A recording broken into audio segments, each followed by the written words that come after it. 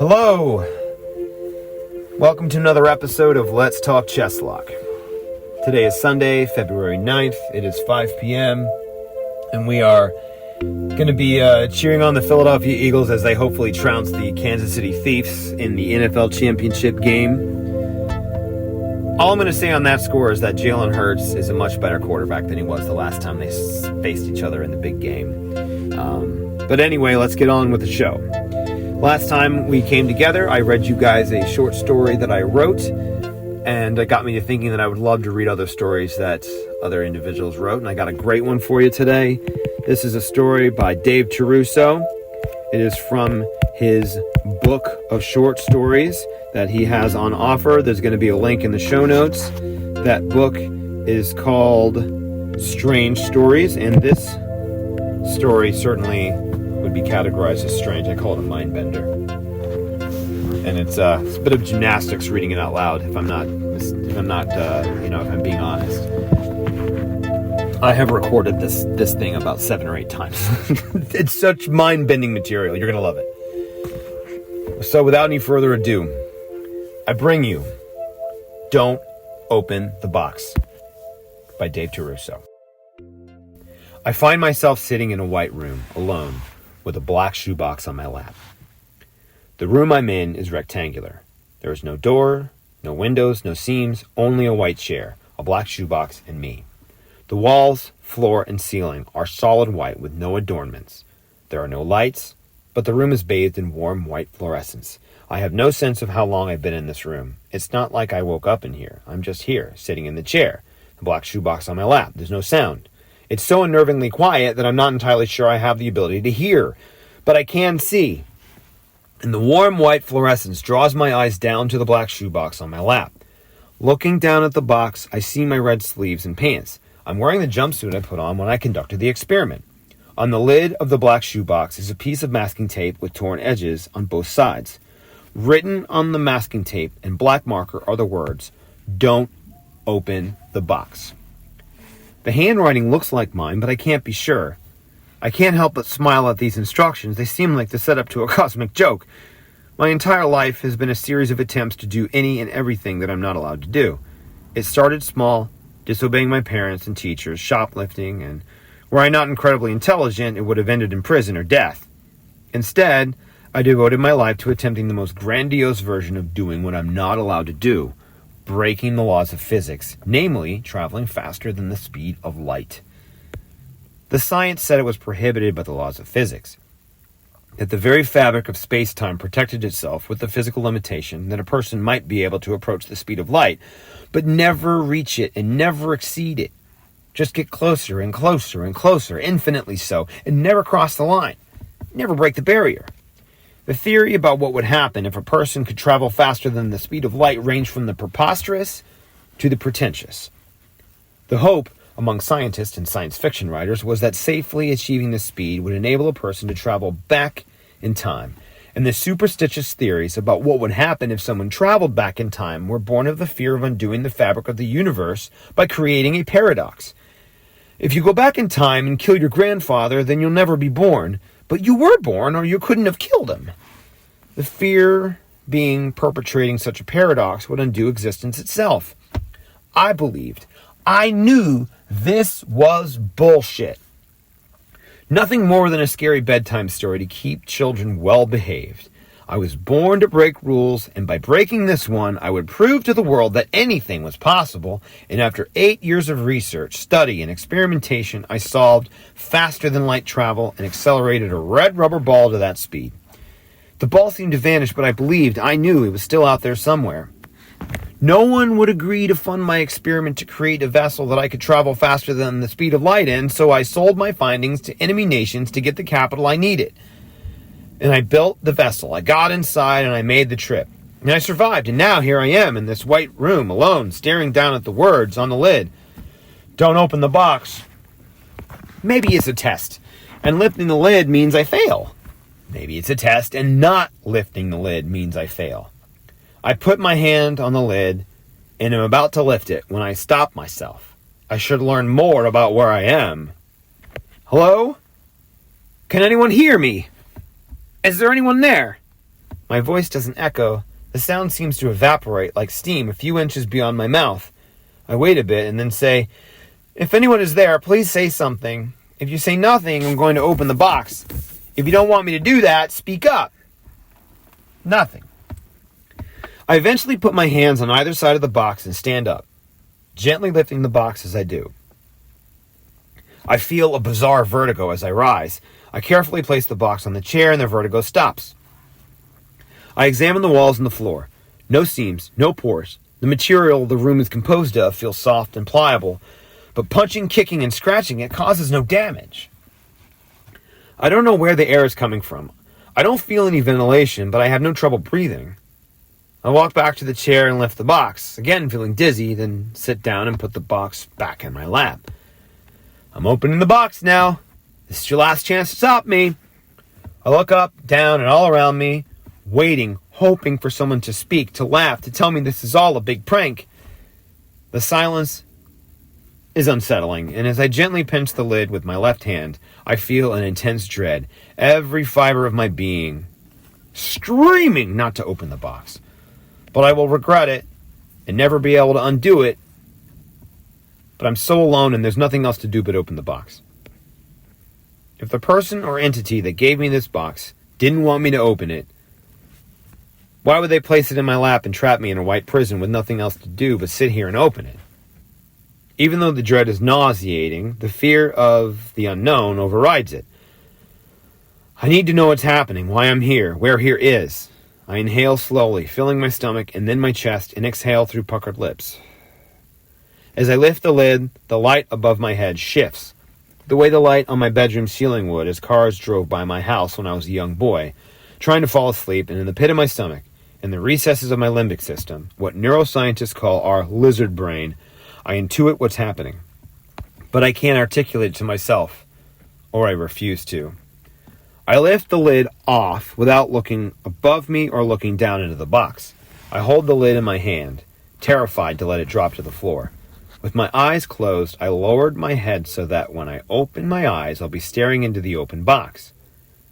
When I open my eyes, I see what I subconsciously expected to see, a smaller version of me looking down into an even smaller version of the shoebox.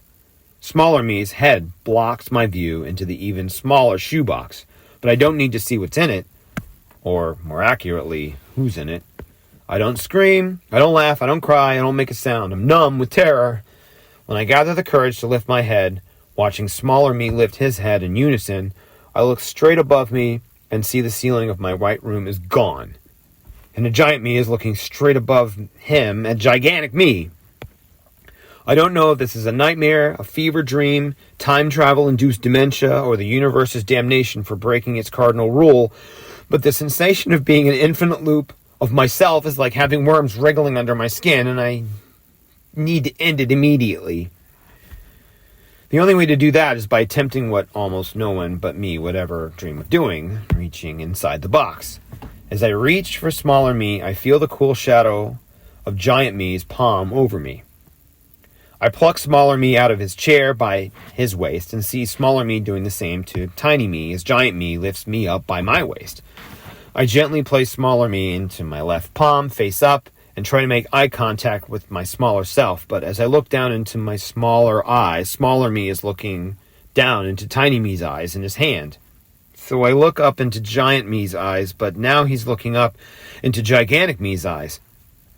The futility elicits a tiny laugh from me, which I hear echoed in a perfect array of higher and lower frequencies that is both euphonious and cacophonous simultaneously. I'm somewhat relieved that I can't make eye contact with giant me because just seeing a being this size is petrifying. I have no intention of holding my hand up to eye level so I can actually look into giant me's eyes. If this is a dream, the only way I can wake myself up is by killing myself. If this is real, it's possible that killing myself is the only way to destroy this infinite space-time loop. I mull over whether to say I'm sorry or everything is going to be okay before I do it, but ended up shouting, "Just fucking do it!" at myself. All versions of me wince in anticipation of pulverization. My final thought before annihilating myself is, Every me will die, having the hope that they'll somehow be the only me who isn't crushed. Crushed. As I squeeze smaller me, giant me's giant fist squeezes me so hard my ribs splinter, and just out through the bulging skin of my compressed chest, before the unbearable pain strips away my strength entirely, I use the last of it to clench my fist hard enough to snap smaller me's spine. Feeling my own spine snap as I do, as my crushed lungs fill with merciful, life-snuffing blood, I stare up at the infinite firmament and wait for this nightmare to end. Drowning from the inside, through the haze of shock that replaced the chill of horror, my consciousness starts to drift away and I feel a blossoming sense of relief.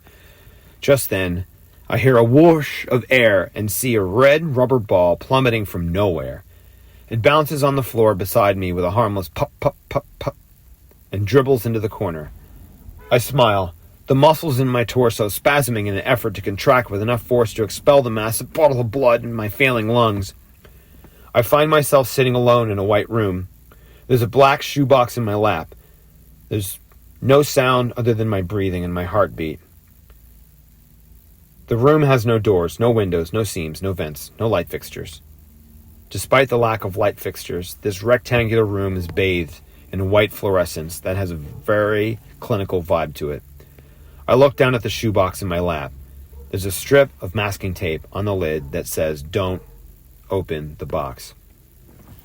I don't remember writing these words, but that looks like my penmanship. I'm wearing the red jumpsuit I wore when I conducted my experiment. I don't remember whether or not the experiment was a success, or maybe I don't know yet. Maybe I passed out from the gravitational forces and now I'm dreaming or hallucinating. If I didn't survive, if this is the afterlife, boy, this is going to be a boring eternity. And if I wrote myself the message, "Don't open the box," then I should probably open the box right away. I know myself very well, and I know the best way to get me to do something is to tell me it can't or shouldn't be done. That's what led me to the experiment. I'd broken so many rules, so many mores, so many laws. I became addicted to escalating the high of defiance, and the only place I felt I had left to go was to defy the universe itself. So I set out to travel faster than the speed of light. The laws of physics seemed to say it couldn't be done, or at the very least, absolutely shouldn't, and that made me have to find a way to do it. Most scientists believe you might be able to approach the speed of light but never reach it, and certainly never exceed it, that you could get closer and closer, infinitely closer, and never cross the threshold. And if you ever did cross that threshold, the result would be obliteration, or traveling back in time. I don't remember reading anything in the literature about sitting in a white room with a shoebox in your lap. I haven't moved anything but my head so far. I feel like a statue. There's an artificial stillness in the room that I feel strangely afraid to disturb, which is very unlike me. Don't open the box, huh? What happens if I open the box? My voice doesn't echo. The sound dies a foot from my mouth. Waiting for an answer, I look all around me at the perfect white walls and white floor and white ceiling. In my gut, this feels like a prison cell, but maybe to an alien civilization or civilization advanced a million years beyond mine, this would be their idea of a welcoming space or a waiting room. I'm not surprised when no one answers. I'm somewhat relieved. Okay, time to get up and inspect the room. Lifting the box from my lap creates a strange vertiginous sensation, and I wonder if letting go of the box will send me hurtling into the ceiling. I gently place the unopened box on my chair, and the vertigo stops. So bizarre. I inspect every square inch of that room with my hands. The ceiling is only about 8 feet high, so I can touch it easily by extending my arm. I don't have to move the chair, and I'm not sure I could move it if I wanted to. It seems bolted down, or more accurately, seems to be part of the floor itself. There really are no seams in this room. The floor, walls, and ceiling are all composed of the same non-porous material, which feels pliable but impervious to my kicking at it, punching it, tearing it, scratching at it. The room is hermetically sealed, so how am I able to breathe? I'm not given to bouts of claustrophobia, but I feel a mild panic setting in, and I breathe deeply in a lame attempt to calm myself. I'll sit back down. Maybe the chair is the optimal place for me. Again, when I lift the box, I feel my equilibrium falter. Maybe this is some kind of prank. The box somehow messes with the inner ear crystals that control your balance. Once the box is in my lap again, the world stops tilting me like a drunk. Can anyone hear me? Again, the lack of response is surprisingly comforting. I run my fingers over the words on the masking tape, gently at first, then harder, trying to smear the writing to make something in this room react the way an object in physical reality should. No such luck. I take the lid in my fingers, and with the delicate touch of a bomb diffuser, I slide the lid of the shoebox. I turn the lid over, expecting another message or something taped to the underside of the lid, but it's blank white. Staring at the lid is just stalling, avoiding looking down into the box. Lifting the lid filled me with dread more potent than anything I can recall, including conducting the experiment that seemed as likely to destroy me and the universe itself than to be a success. I rather gingerly placed the lid on the floor beside me, ignoring the change and the light above my head, and what that must mean. Somehow I already know what's happening, deep in my unconscious, but I need to articulate it. I look down into the box because, in the horror movie sense of it all, waiting in the closet for the guy with the hatchet to find you must be agony, and getting hacked to bits is probably a welcome end to that breathless tension. Lowering my head and looking down into the box, I see a smaller version of myself, lowering his head and looking down into the open shoebox on his lap. He placed his lid exactly where I placed my lid, of course. No, I hear a deeper, booming version of my voice say the word at the same moment I do, and a cascading scale of higher and lower versions of that ringing in my ears. I don't want to lift my head to see the opening of the shoebox I'm in, and I wonder if one of the smaller or larger versions of me decides to look up, will I have no choice but to do the same? Am I the puppeteer, or one of the infinite puppets? Is there even a puppeteer? The sight of my smaller self induces nausea, and I wonder if the sight of my giant self will induce more of a trembling horror. Despite myself, I look up and see the chin of a larger me as he looks up at an even larger me. The sensation is definitely closer to trembling horror than nausea. I have to end this nightmare. I have to wake myself up, break the cycle of madness, destroy this illusion, this reality, this dimension, this abyss, this personal Hades. I have to complete my obliteration. Nothing to do with but by my own hand. I take a few short breaths and reach into the box, the shadow of my own hand darkening my white room. I lift my smaller self out of his smaller chair, being lifted out of my own at the same moment, and in a confident, loud voice shout, "Get it over with!" And hear that command echoed or repeated by a trillion me's of various sizes. Closing my eyes, I squeeze my smaller self as quickly and forcefully as I can, trying to pretend it's just a bug in my palm, but my own bones snap and crack, bursting through my skin, and all of me screaming in agony. Terrified, I'll lack the strength and focus to finish the deed. I hear a sound of whirring air, and it's so novel to hear any sound not created by me that I open my eyes wide to see what caused it. A red rubber ball drops from nowhere and bounces across the floor. The sound of the bigger and bigger versions of the ball make my ears ring. I manage one gurgling chuckle before summoning the courage to crush my little skull between my thumb and forefinger with a sickening crunch. I find myself alone in a white room, sitting in a white chair with a black shoebox in my lap. On the lid of the shoebox, on a strip of masking tape with jagged edges, the words, "Don't open the box," are written in black marker. I don't remember writing the words, but the handwriting looks like mine. This seems like someone else's idea of a joke. But why would I play a joke on myself? I'm wearing the red jumpsuit I wore to conduct my experiment, traveling faster than the speed of light. How long ago did I finish the experiment? Was it nanoseconds ago or eons? Why don't I remember what happened when I completed the experiment? In preparation for the experiment, I made a list of hundreds of possible outcomes, and none of them were ending up in a small white room with no windows and no doors, no vents, sitting in a white chair with a black shoebox in my lap. Maybe the possible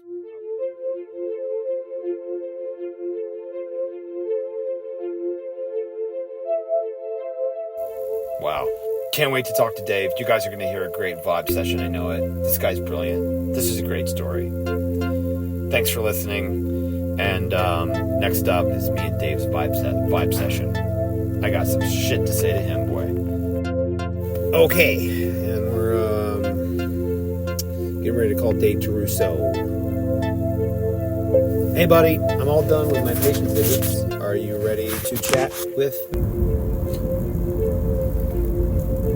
He said, I'm ready now. Was finishing a task. Oh, a task. He's got tasks.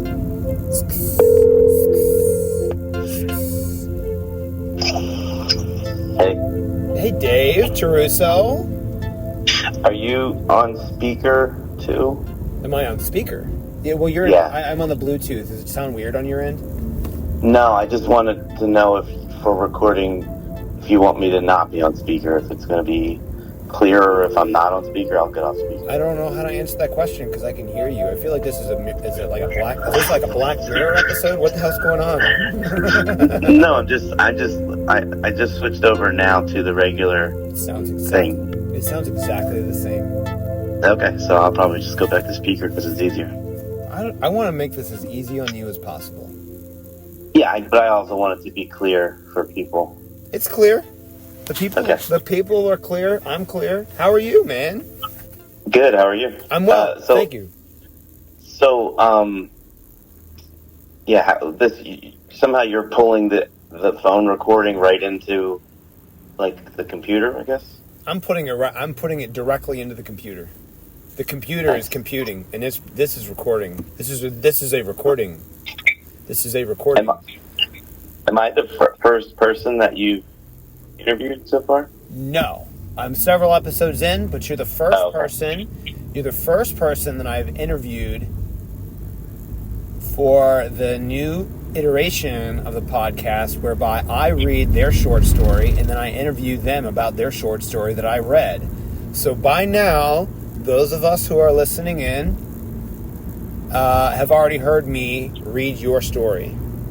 Okay. And what did the podcast used to be before you started doing this part? Just me driving around, like shooting the breeze, basically. Basically like this, but with no device, no vehicle, no Trojan horse. But still talking to, like, interviewing people, kind of? Yeah. I want to take this far and wide as I can. Like I want to interview the CEO of my home care agency who started one of the first hospice organizations during the 80s, during the initial stages of the AIDS epidemic, for example. I've mostly done comics. You're a comic. Hey, everybody, this is Dave Terruso, Philadelphia area comedian, good friend of mine, and published writer. Correct. Yeah, you did a book a while back called Cube Sleuth. Yeah, that's my first book. My first published book. Yeah, that's really cool, man. That's so first of all, the story that I read aloud to everybody is like super cool and I'm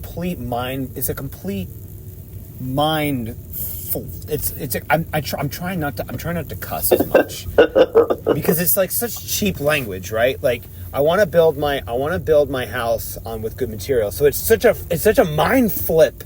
This story that you had me read. I had to record it like 10 times because it's so complicated, but when you finally figure out what's happening, it's like a total acid trip, man. Yeah, I don't envy you having to record it because of the way it loops and how it kind of just loops sort of mid-paragraph, which is meant to like disorient the reader. So as somebody who has to read it for like an audiobook type thing, it's like meant to trip you up. So like, yeah, I could imagine it would take a bunch of times because it's written in that. I had that in mind when I was writing it. Like, how do I disorient the reader if I do it like with a new paragraph, or if I give you like, ellipses or something to break up each kind of incarnation of the scientist, and you're gonna it sort of telegraphs what I'm doing more. Whereas like the first time you read it, I hope when you get to that line where he literally kind of, has crushed himself and he's bleeding to death and his lungs are punctured with his ribs and everything. And then the next sentence is I'm sitting in a room, like there's no break. So you're meant to read that and then have to stop and go, wait, what's happening? And go back and sort of reread the last couple sentences again and then do that again later, a couple times. It was very triggering. It's good. I mean, it's meant to.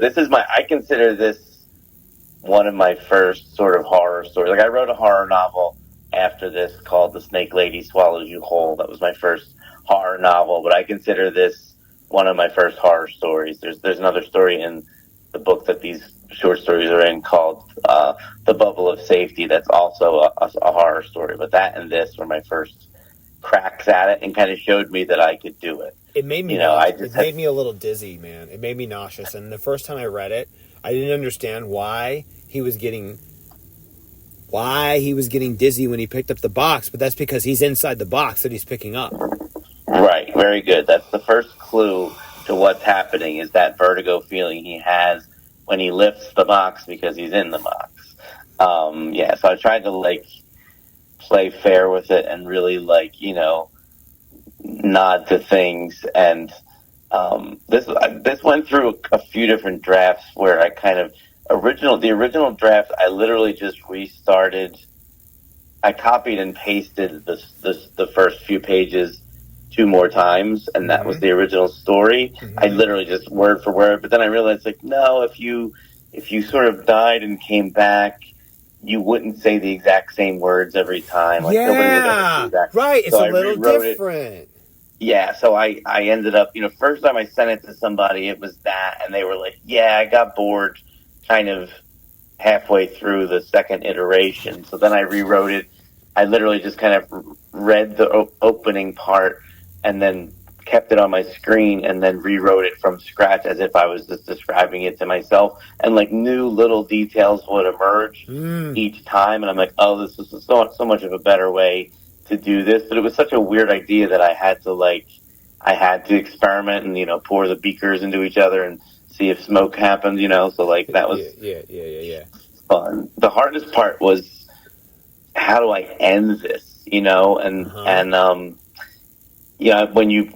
I'm assuming, right, you did what we talked about the other day, so when they listen to it like this, the words just sort of fade out kind of as it's ending. And in the book, I did that with the font size, like the last paragraph, the font gets smaller and smaller and smaller, so that you get the idea that this kind of birth and death cycle will just go on forever. That was a really hard thing to get to. I couldn't figure out how to do it because at first it was like, okay, I'll just stop it mid sentence and put a ... But even that wasn't enough for me. And then no. The way you managed that was brilliant. And the way the treatment that you wanted me to put on the end of it was an additional brilliance. I really appreciate, because I had a hard time reading the very smallest of the prints. But I want to go back to kind of what you said about how every time he, in a sense, regenerates, he says it just a little bit differently. That reminds me of how when a virus replicates itself, it recombinates just a little differently each time. Let's take COVID-19, for example. The original strain of COVID-19, as it started to figure itself out, even though, virologists say that viruses aren't really alive or dead. They're kind of undead. They're just genetic material wrapped in an envelope that propagates and they multiply themselves, right? And so the original strain of COVID-19, it created new versions of itself, and it was the same but just a little bit different each time. Or like when you create a photocopy, I'm losing the thread here, because actually photocopies degenerate over time. If you make enough copies of something, it changes each time just a little bit. Like memories are our memories. Our memories are not like, our memories are like a play. Every time you remember something, the thing that happened to you 10 years ago, you remember it, But what changes have you made in your own mind based on that experience? Is that really how it went down, or is that just how you remember it now? Because every time you do a live play, there's little differences each time. I'm fascinated by that stuff. I write about that too, the way we kind of change our memories. I think Memento, the movie Memento, was the first thing I saw that really sort of illustrated that for me in a way that I could grasp.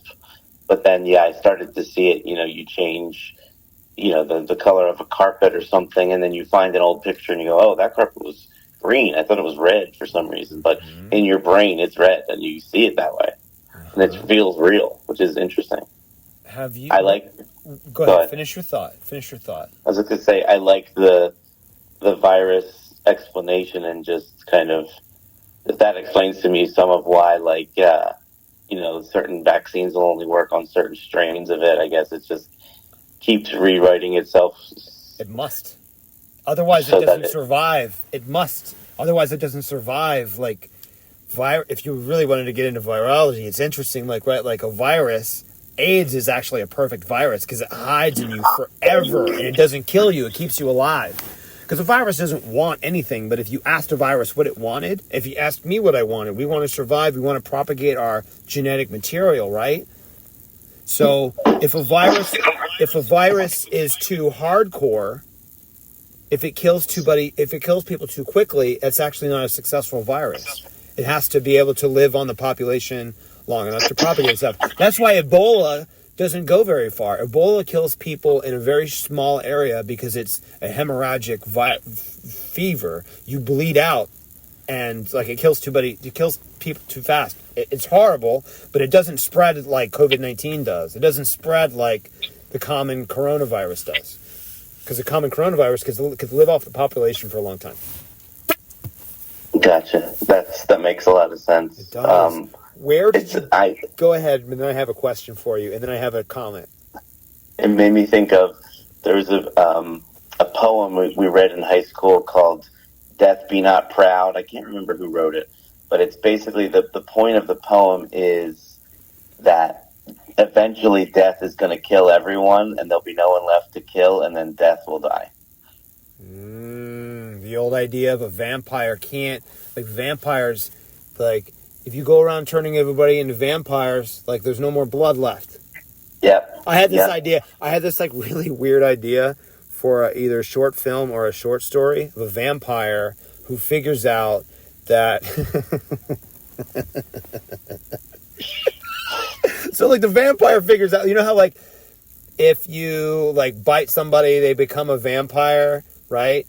Or if you drink the vampire's blood, they become a vampire, whatever. What this vampire figured out is if you drink blood just from people's feet, they stay human. They don't run a risk. Are you basing that on some scientific medical thing or something? No, it would just be something weird I'm the only vampire that figured this out, and I've only been around for 10 years, and you motherfuckers have been around for... Oh, dang it. You mother flappers have been around for 500 years. You didn't figure out if you drink from their feet, they stay human. If you keep drinking all the damn blood and turning them... keep drinking all their dang blood and turning them into vampires, eventually there ain't going to be nothing but vampires around. What the heck you going to eat? And I figured... And then, people that varmint vampire, is he in there again trying to drink blood from my feet? Get the heck out of here. I don't know.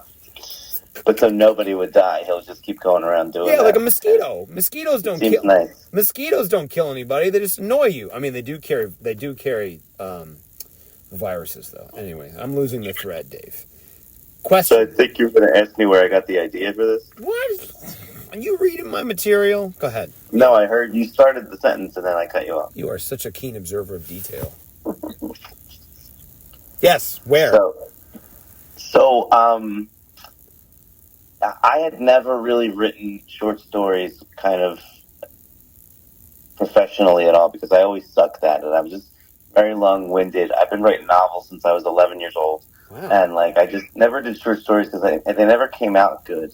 And then I wrote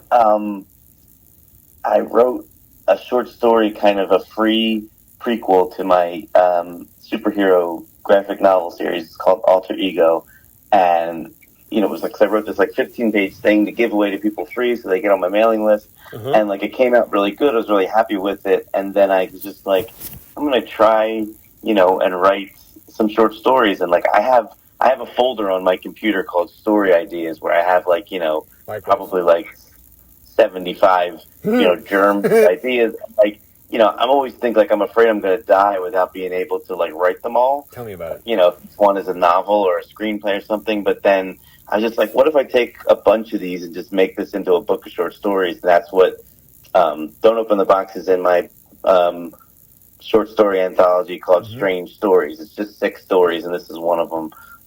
So it was really like fun to take an idea that I couldn't really figure out how to work as a full book and do it as a short story. Like, this would never work as a movie, or you know what I mean? It's this one thin idea. It's episode. It's like an episode of a collection. Yes, and like, it freed me up from like having to like, things don't have to resolve in a short story. Nope. And there doesn't have to be a character arc, or you can just kind of do whatever you want.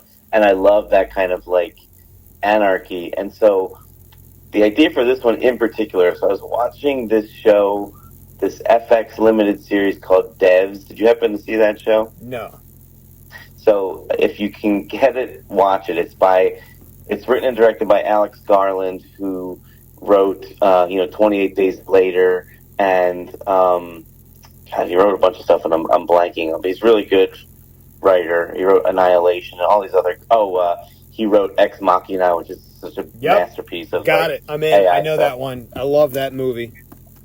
So Devs is about this sort of Google-like company, and it's run by Nick Offerman, and they have this devs team that is doing something like next level, and you don't find out what they're doing in this room until the last episode, I think, and it's brilliant. It's such an amazing series. It's dark and violent and crazy and trippy, and so there's this one scene where there is this like they have like this supercomputer, and it's got all these like golden conductors on it, and there's a scene of like these guys sitting in a room kind of working, and underneath them is this like cube, this like golden cube, and like you're meant to wonder like what's in there, and so I'm sitting there watching it. It's like I'm just by myself on the couch, and I'm sitting there just as a mental exercise, just kind of going, what's the creepiest thing that could be in that box?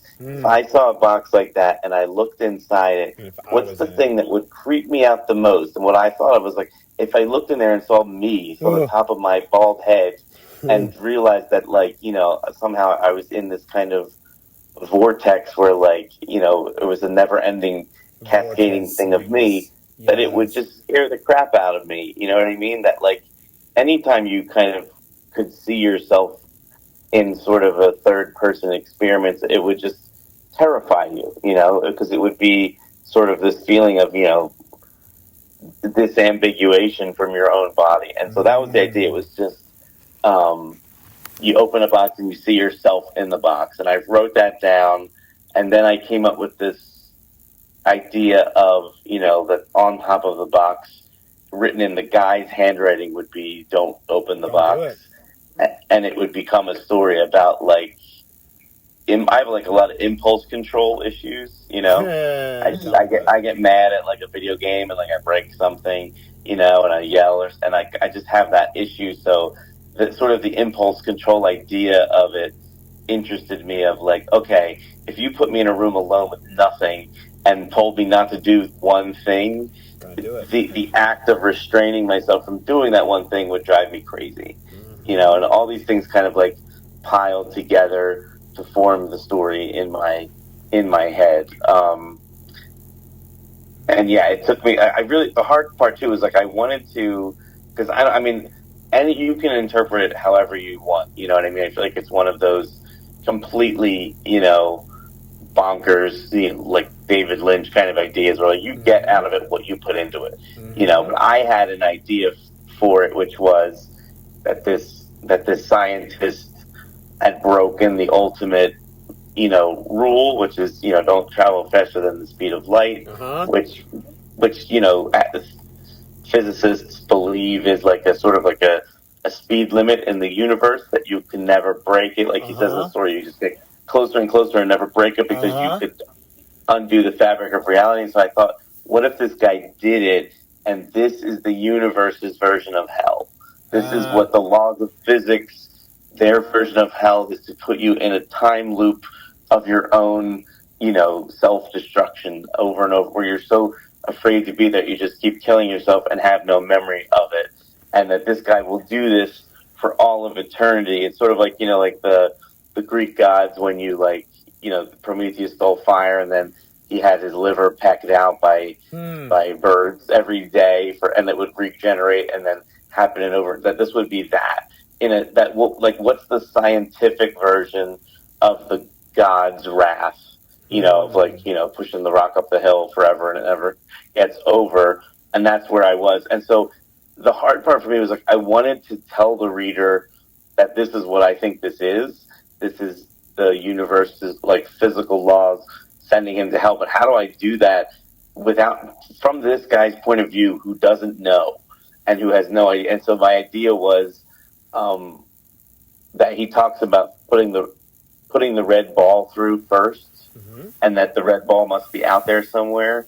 And then, if you remember in the story, when he's bleeding to death and he's all, his lungs are punctured, the ball bounces into the room and he laughs, because that's him realizing, oh, this is my punishment for breaking the one rule you can never break. Well, get this.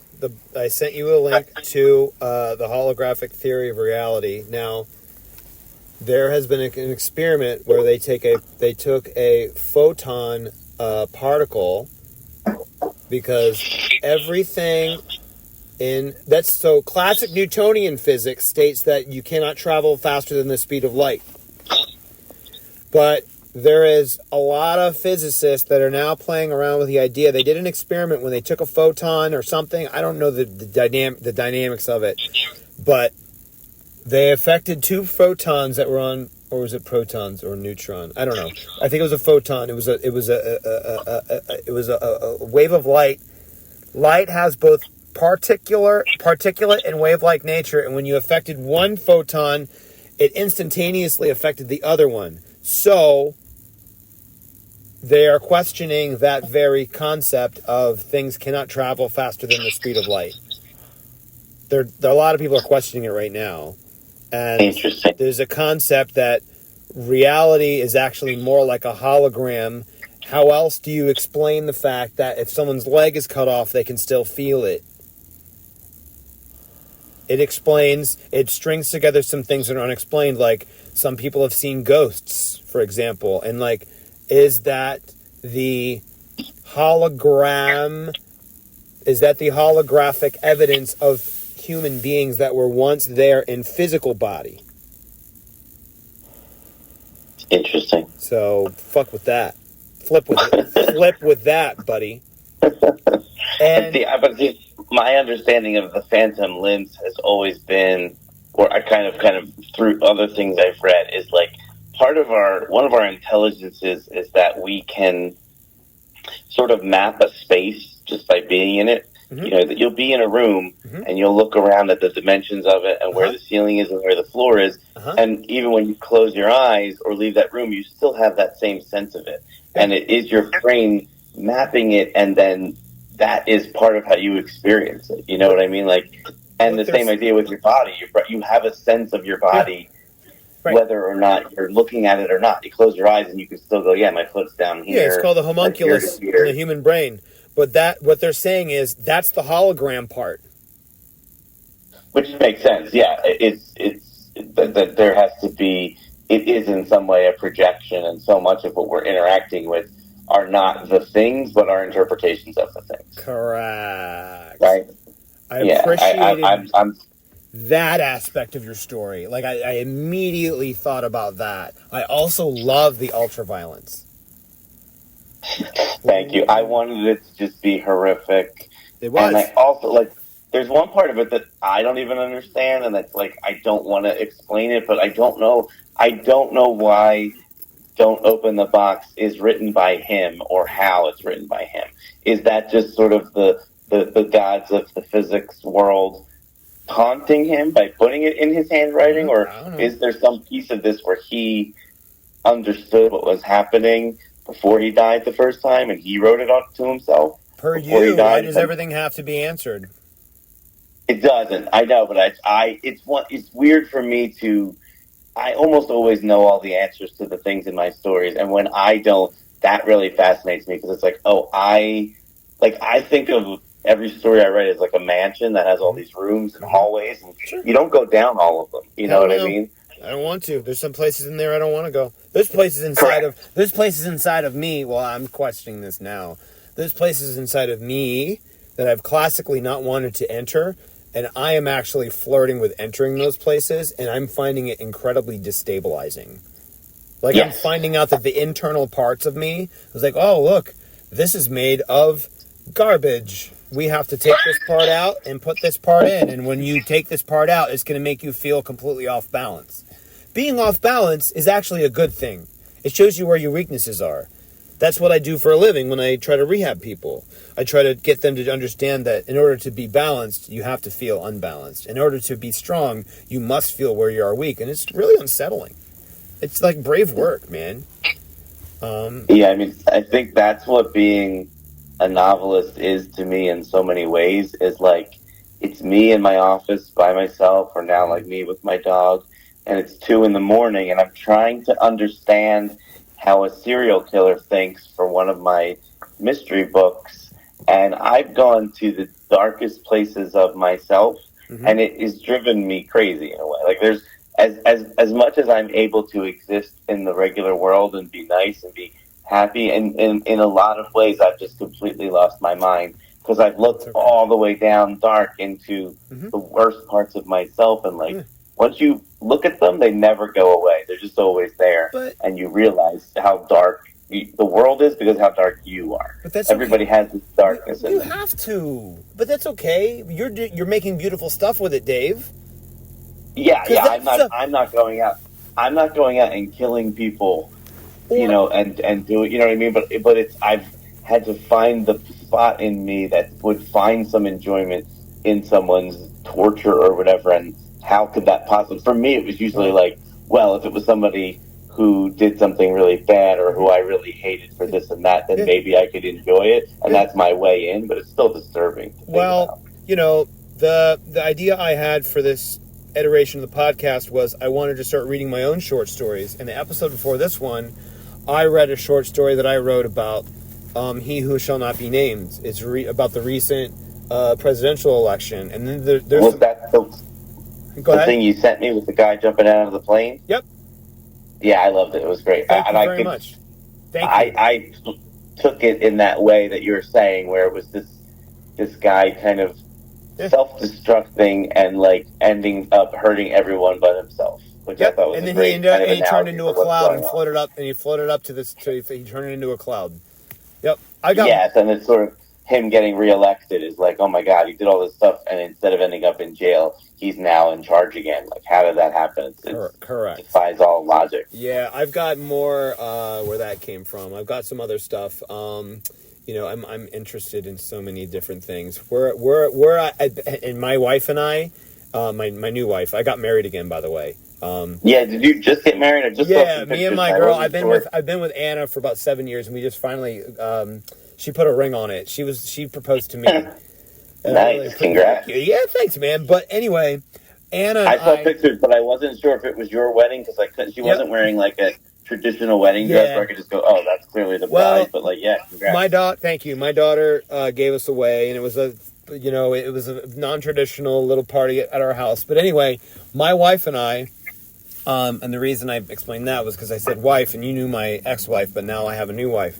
Anyway, my wife and I joke often about how if we had the opportunity... So I brought up vampires before. If she and I had the opportunity to be vampires, we would take it because I want to see what humans are going to do. I would bet on myself that I could figure out a way to, like... not be too destructive, turn into like kind of a mosquito vampire. But frankly speaking, I would bet on myself that I would never run out of curiosity.